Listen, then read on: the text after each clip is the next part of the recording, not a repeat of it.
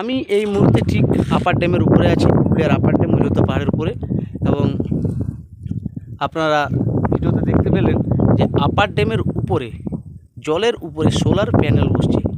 কী solar panel না, এই solar panel হচ্ছে আপনার ফ্লোটিং সোলার, ভাসমান অবস্থায় থাকবে। আমরা বিভিন্ন সময় দেখেছি যে সোলার প্যানেলগুলো ছাদের উপরে থাকে বা মাটিতে থাকে, কিন্তু এইখানে থাকবে জলের উপরে।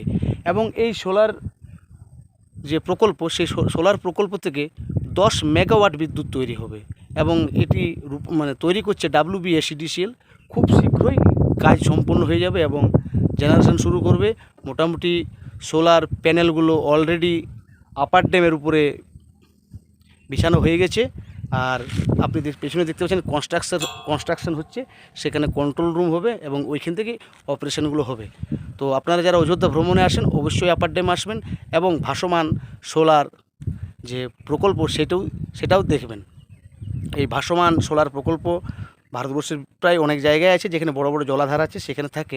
এবং আমাদের পশ্চিমবঙ্গ সম্ভবত মুকুটমণিপুর এবং সাগরদিঘিতেও এই ভাসমান সোলার প্রকল্প তৈরি হবে। যাক, ভিডিওটি ভালো লাগলে অবশ্যই শেয়ার করবেন। ধন্যবাদ।